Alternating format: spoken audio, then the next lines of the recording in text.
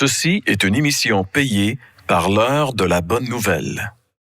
Bonjour et bienvenue à l'heure de la bonne nouvelle. Aujourd'hui, comme vous pouvez vous en apercevoir, nous sommes sur un point de vue tout à fait extraordinaire. Nous sommes sur ce qu'on appelle le mont des Béatitudes, qui nous donne une vue imprenable sur les beautés de la Galilée. Vous voyez derrière moi ce merveilleux lac, le lac de Galilée. C'est sur ces eaux-là que Jésus a marché. C'est sur ce lac qu'il a apaisé la tempête qui mettait en péril la vie de ses disciples.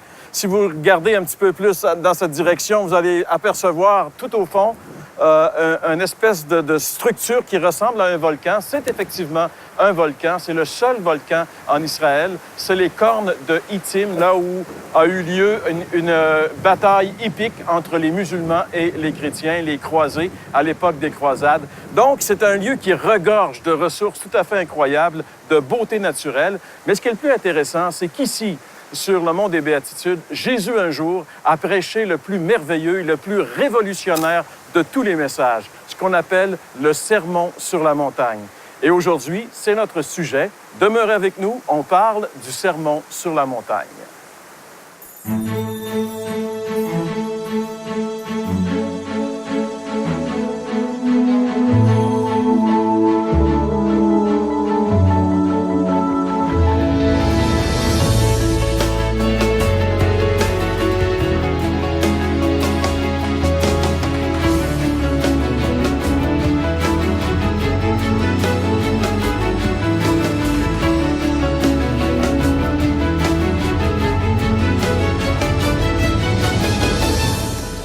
Alors aujourd'hui, on aimerait vous parler du fameux sermon sur la montagne. La ville de Capernaum, elle est juste en bas ici, là où on était dans une émission précédente. Et si on monte sur la montagne, on se retrouve ici. Et il est tout à fait logique de croire que là où Jésus a prêché ce sermon qui est réputé à travers le monde entier, qu'on appelle le sermon sur la montagne, on a toutes les raisons au monde de croire que c'est ici qu'il l'a fait. L'Évangile de Luc nous donne certains détails. Luc nous dit que cette nuit-là, Jésus était monté sur la montagne pour prier. Il avait prié pendant toute la nuit parce qu'il avait quelque chose de très important à faire. Et quand Jésus avait des choses importantes, il était toujours en communion avec son Père. Ce qu'il avait d'important, c'était de choisir les 12 hommes qui allaient devenir ses apôtres. Les 12 hommes sur lesquels il allait déléguer la responsabilité de continuer son enseignement. Et c'était certainement un choix qui était très difficile parce que à travers les 12, il devait choisir un traître en plus. Alors, c'était pas évident et on peut comprendre qu'il a dû avoir une conversation assez animée entre le Fils et le Père pendant toute la nuit pour en arriver à une décision finale. Et immédiatement après cette nuit, Luc nous dit que Jésus, il a choisi ses 12. Il a appelé les 12 disciples, les 12 apôtres, à venir et à le suivre. Et il est parti avec eux, il est descendu de la montagne jusqu'à un plateau où il a rencontré une foule de ses disciples qui allaient à sa rencontre. Et lorsqu'on est ici, on peut voir juste derrière qu'il y a une espèce de plateau ici. Et on peut penser qu'une foule de personnes aurait pu se ramasser ici pour venir à la rencontre de Jésus. Et là, Jésus, voyant cette foule, et c'est intéressant parce que Luc nous donne ce petit détail, voyant cette foule avec ses disciples, Jésus commence à les enseigner. Et c'est comme si, en nos termes à nous, Jésus s'était dit, je vais profiter de cette occasion pour vraiment mettre les points sur les i. Et là, il va vraiment donner un message, un sermon, qu'on peut qualifier de révolutionnaire, parce qu'il va parler d'un comportement humain qui est tellement merveilleux que lorsqu'on lit le sermon sur la montagne, en général, tout le monde le voit comme un idéal à atteindre. Ça vient nous chercher, ça vient correspondre à ce qu'on dit enfin quelqu'un a formulé l'idéal de la vie humaine. Sauf que c'est merveilleux, mais il y a un autre côté. C'est dans ce sermon sur la montagne, par exemple, que Jésus dit « Aimez vos ennemis, priez pour ceux qui vous font du mal ». Il y a tellement d'enseignements qui viennent nous chercher qu'on se dit c'est merveilleux, mais comment est-ce que je pourrais en arriver si j'ai de la difficulté à aimer ceux qui m'aiment? Comment est-ce que je pourrais en arriver à aimer mes ennemis? Alors, on réalise qu'il y a entre l'idéal du sermon sur la montagne et la réalité de ma vie, il y a comme un combat qui s'installe maintenant. Comment est-ce que c'est possible? On aime le sermon sur la montagne, c'est merveilleux, mais d'un autre côté, le mettre en pratique, le vivre, c'est toute une autre histoire. Et dans un petit instant, justement, nous allons développer cette pensée, la raison pour laquelle il est impossible par nous-mêmes seulement d'en arriver à vivre le sermon sur la montagne. Eh bien, Jeff, dans un petit instant, va nous révéler la raison pour laquelle c'est impossible, mais aussi, il va nous parler du fait que le sermon sur la montagne avait déjà des racines très longtemps avant dans l'enseignement de l'Ancien Testament, particulièrement dans l'enseignement de Moïse. On vous invite à demeurer avec nous puisqu'on poursuit cette aventure merveilleuse de la découverte du pays de la Bible. Et cette fois-ci, on est sur la montagne des Béatitudes. Vous avez des questions ou des commentaires sur ce que vous venez d'entendre? Contactez-nous par téléphone ou réagissez sur les médias sociaux.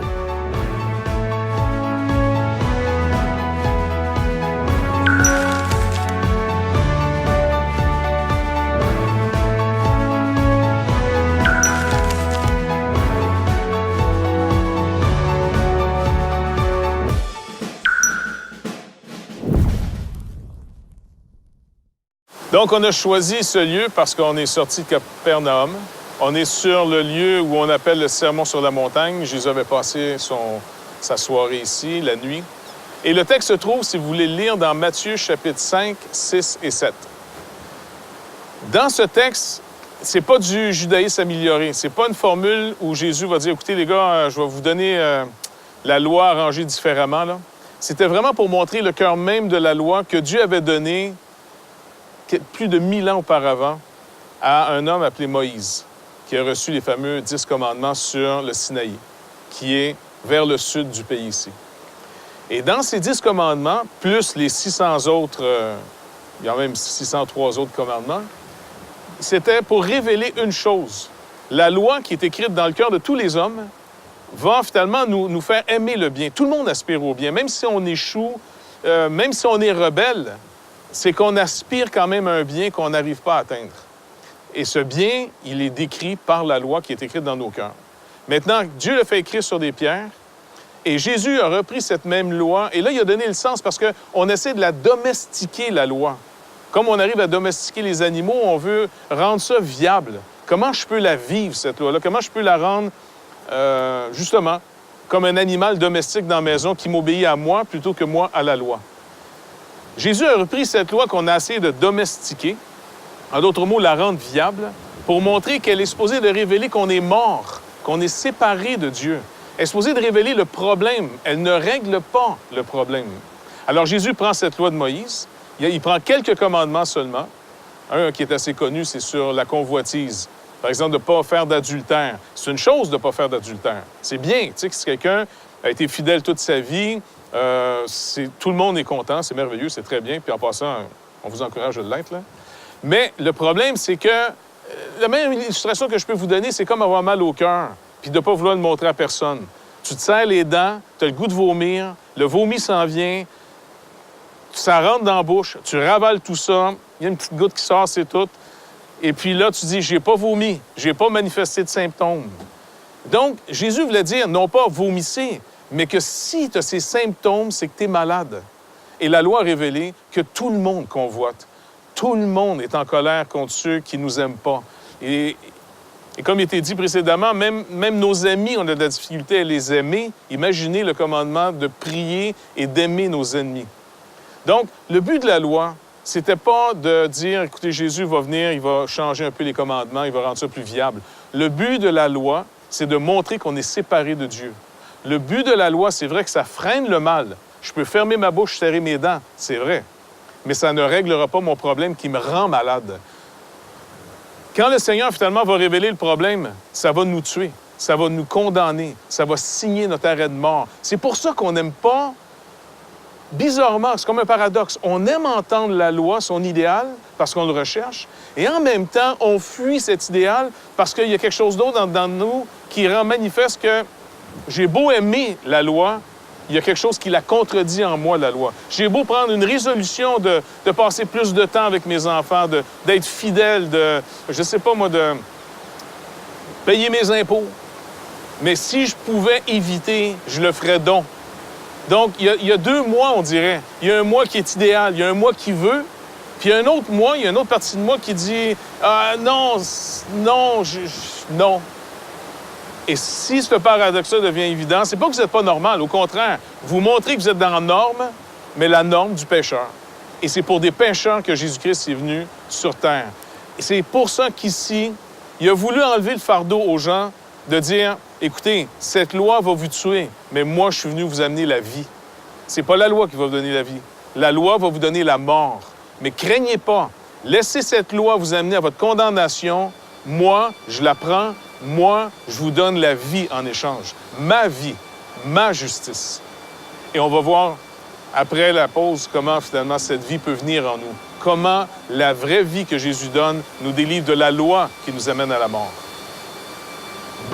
Vous avez des questions ou des commentaires sur ce que vous venez d'entendre? Contactez-nous par téléphone ou réagissez sur les médias sociaux.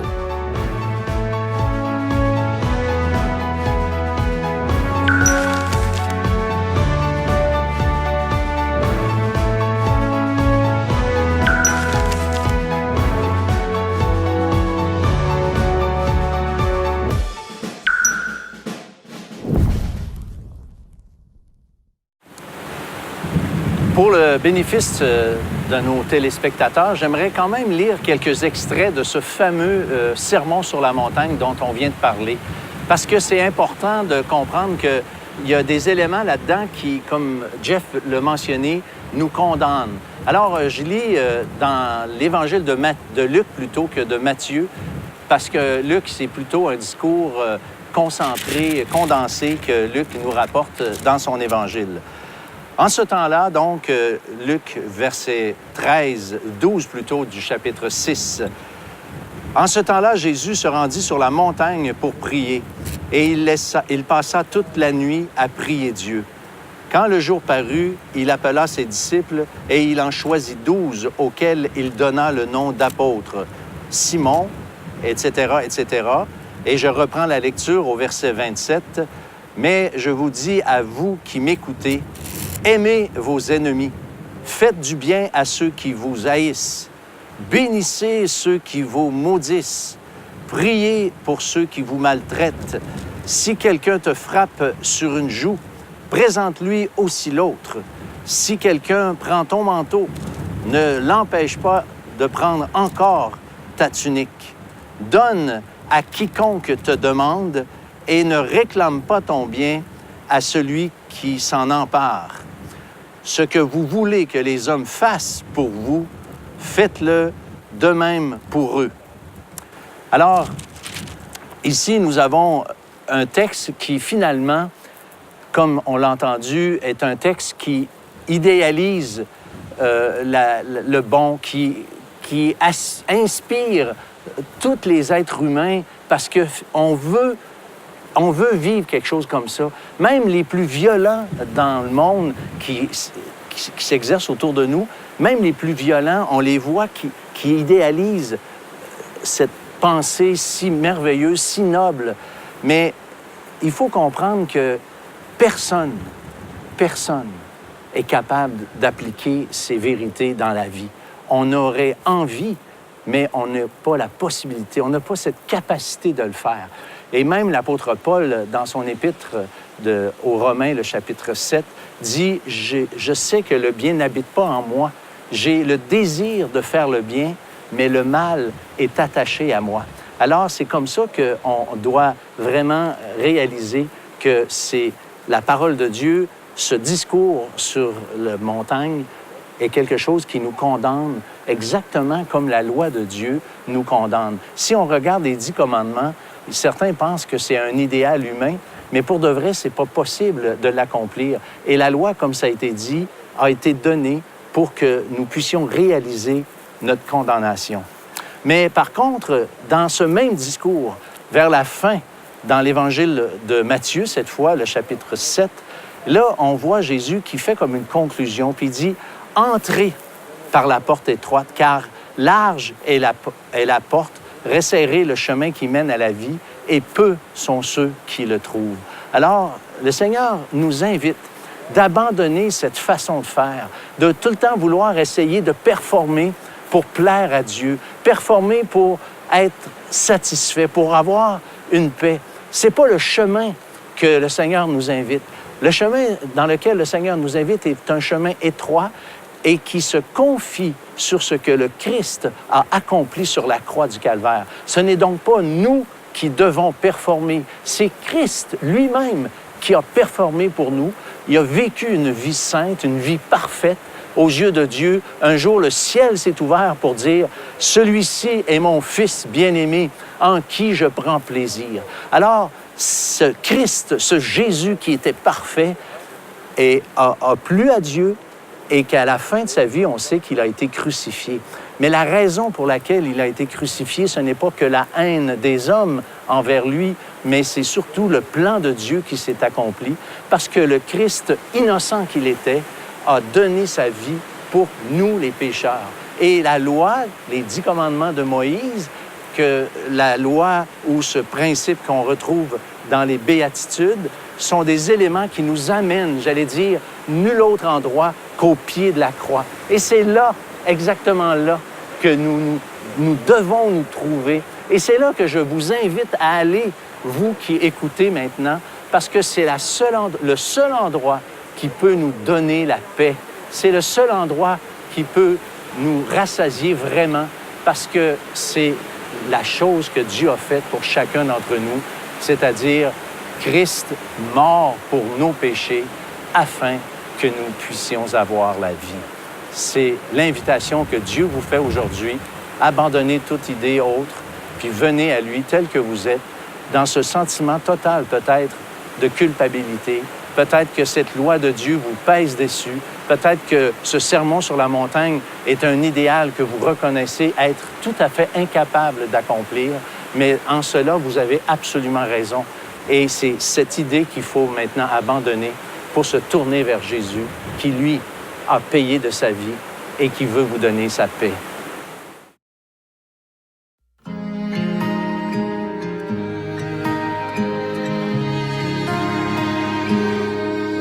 Je crains que ma vie ne soit comme une feuille emportée par le vent et qu'un jour mon monde se soit envolé et perdu dans le temps. Oh, suis-je importante? Est-ce qu'on se soucie de moi? Oh, quand je suis seule, seul au monde et sans espoir. Mais j'entends une voix au loin qui m'appelle par mon nom. Oh, elle m'a cherché, m'a trouvé, m'a aimé sans condition. Si je pleure, qui m'entendra? Ce monde est si grand et si froid. Si j'ai mal, qui le saura? Personne ne voit ce vide en moi, mais ton âme, on m'a trouvé au milieu d'une foule désespérée. Et mon cœur, tu as su combler.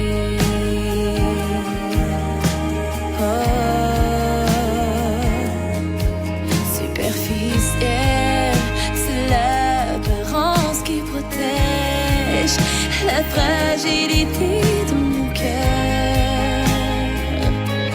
Au plus profond se cache une âme sincère, une beauté intérieure, besoin d'être aimé, malgré mes torts et mes manquements. Mais tu me rassures en m'affirmant je t'aime tant. Si je pleure, qui m'entendra? Ce monde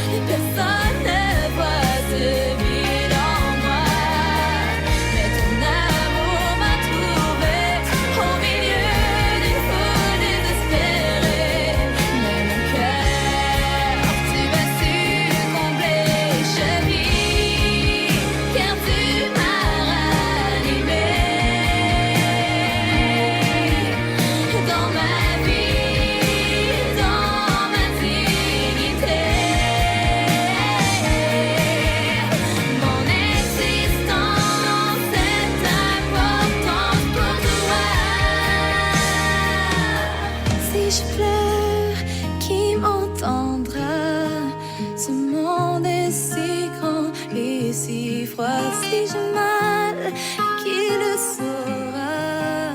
Personne ne voit ce vide en moi.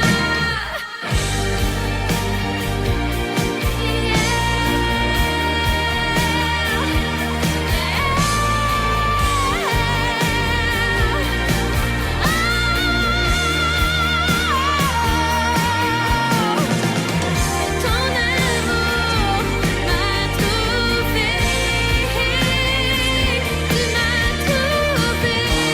et mon cœur tu as comblé.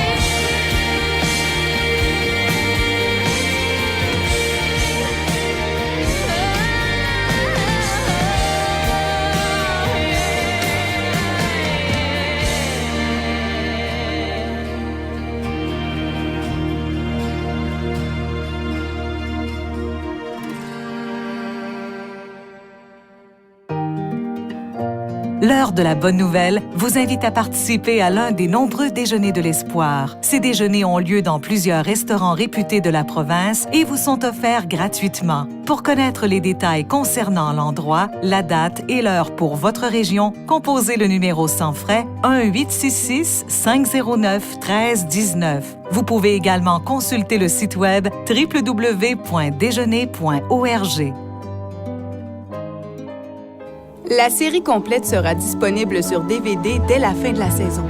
Pour commander, écrivez-nous à l'heure de la bonne nouvelle, casier postal 26006, Trois-Rivières, Québec, G8Y7M1. Vous pouvez également le faire par courrier électronique à info@hbn.ca. Eh bien, Jeff, je pense qu'à ce moment-ci, ça serait peut-être bien de remercier le ministère du Tourisme israélien qui nous invite comme ça pour venir tourner nos émissions ici en Israël. Et cette fois-ci, le thème de notre série, c'est de découvrir ensemble le pays de la Bible. Israël, c'est vraiment le pays de la Bible. C'est ici que tous ces événements que les gens qui lisent la Bible, auxquels les gens qui lisent la Bible sont confrontés régulièrement, c'est ici que ça s'est passé. Donc, ça s'est passé dans le temps et à un endroit précis. Et venir ici, en réalité, c'est merveilleux. Mais il y a peut-être aussi d'autres côtés qu'on aimerait souligner qui risquent de heurter les gens qui voudraient venir en Israël, par exemple. Oui, comme tu dis, c'est quelque chose de... C'est un privilège de pouvoir venir, d'abord. Et puis, c'est l'histoire. C'est l'histoire de l'humanité. C'est le plus grand dénouement, finalement, dans l'histoire de l'humanité. Tout s'est joué ici, en Israël. Tu sais, quand tu y penses, c'est quand même incroyable. Et en même temps, j'ai l'impression que le petit qu'il faut faire attention, d'abord, les sites, les lieux, c'est on pense que. On n'est pas sûr, là, mais c'est approximatif. C'est pas un grand pays. Comme on voit la région ici, Capernaum est en bas, le Sermon sur la montagne, c'est sûrement fait à peu près dans cette région. Ici, il y a des montagnes un peu partout. Le point, c'est que... En ce qu'on veut dire aux gens, finalement, c'est que très intéressant pour le côté archéologique, très intéressant pour le côté historique. Les guides qui nous ont été toujours fournis, entre autres Moshe aujourd'hui, qui est avec nous, qui a été fourni par le ministère du Tourisme, c'est des gens qui ont une bonne connaissance et de l'Ancien Testament, du Nouveau Testament. C'est des gens avec une discipline de recherche intéressante. Fait que là, c'est sûr, on est bien gâtés. Le côté plus religieux peut peut-être décevoir certains. Pour ma part, c'est pas nécessairement ma tasse de thé, là. Je pense ni la tienne, mais... Mais ça, c'est le côté peut-être un petit peu... J'ai l'impression qu'on perd là parce que le Seigneur n'est pas venu... Le Seigneur Jésus-Christ n'est pas venu établir une nouvelle religion. Il est venu rétablir la relation avec Dieu qui va découler dans notre vie tous les jours normale. Nos rassemblements, au fond, c'est plus dans des lieux sacrés. Il n'y a aucun lieu sacré en Israël. Jésus lui-même le dit. Les villes qu'on a visitées, qu'on a montrées, le Seigneur lui-même a dit, maintenant tu as été visité, pense pas que ça va t'élever au ciel. Il n'y a rien de particulier qui va t'arriver, au contraire même, parce que tu n'as pas voulu reconnaître le moment que je t'ai visité. On se rappelle qu'un peu plus dans cette région, c'est vers le nord ici, en Samarie, quand Jésus a rencontré la Samaritaine, et puis même là, c'est sur notre montagne qu'on adore, vous les Juifs, vous dites, c'est à Jérusalem, il faut adorer. Jésus leur rappelle en disant, ça va être maintenant ni à Jérusalem, ni sur votre montagne, mais c'est en esprit et en vérité que le Père va se chercher des adorateurs. Donc ça veut dire que les lieux, c'est des lieux pour nous rappeler, c'est des lieux d'instruction, c'est des lieux qui vont confirmer que notre foi, ça ne monte pas dans un mythe, c'est une réalité. Jésus est venu vraiment dans une vraie vie, la nôtre. Il n'a pas méprisé ce qu'il a créé. Il n'a pas méprisé notre vie humaine. Nous, on cherche peut-être à la fuir de toutes sortes de manières, dont la religion. Mais lui, il est venu nous ramener sur Terre en disant, non, je vous donne la vie pour vous ressusciter. Si, pour prendre juste une expression chrétienne, quand on meurt, nous, les chrétiens aujourd'hui, on croit qu'on va être amené dans la présence de Dieu, dans l'attente de la résurrection, pour venir vivre notre vie de ressusciter sur une nouvelle terre et de nouveaux cieux, où là, on va habiter la justice pour toujours. Maintenant, dans notre condition humaine, c'est très évident que Jésus-Christ, son règne est arrivé, mais dans un monde en rébellion contre lui. On est dans le psaume 2 un peu là. Mais en réalité, on peut dire que l'homme demeure toujours le même. Oui. Ce qu'on a fait ici de certains lieux, de certains endroits où on est presque certain que c'est là que se sont passés les événements, on a un peu sanctifié ces lieux-là, finalement, et puis les religions se les ont appropriés. Et aujourd'hui, en réalité, c'est comme si c'était à eux. Ils font la loi là-dessus. Et en réalité, c'est plus la liberté du temps de Jésus. Il faut que les gens sachent cette chose-là. Oui, s'ils viennent en Israël, il ne faut pas être déçus, parce que le reste est tellement fantastique à découvrir. C'est tellement instructif. Il ne faudrait pas que le côté religieux soit trop décevant pour les gens. Fait qu'on a mieux les avertir pour dire, écoutez... Et puis le problème avec l'histoire de la religion encore, si peut-être on peut le dire, avez-vous remarqué qu'on pense de Jésus qui sauve des gens, qui fait de ces gens-là, on a l'expression d'être appelés par l'apôtre Pierre, des pierres vivantes. Et le Seigneur bâtit son Église par des humains qu'il sauve. Nous, religieusement parlant, qu'est-ce qu'on fait? On oublie les êtres humains, on sacre, on sanctifie des bâtiments. Sanctifie des bâtiments et des lieux, et c'est ça qui devient sacré. Et là, les gens viennent et ils perdent leur dignité souvent là-dedans, et c'est pas la volonté de Dieu. Ça, honnêtement, c'est pas la volonté de Dieu. La volonté de Dieu, c'est venez, si vous avez les moyens, vous êtes libre de venir, pas de problème, c'est venez, que les pierres vous racontent l'histoire à nouveau, que les lieux vous racontent que Dieu est venu dans une vraie vie, la nôtre, sur la planète Terre. Et c'est pas un mythe, c'est une réalité. Et puis on peut la mesurer dans le temps, jusqu'à aujourd'hui. Merci beaucoup, Jeff, pour ces précisions. Merci, François, également, pour votre participation à l'émission. Bien, nous, on poursuit justement notre périple à travers le pays de la Bible. Et la semaine prochaine, on se retrouve dans un autre endroit de ce pays merveilleux qu'est Israël.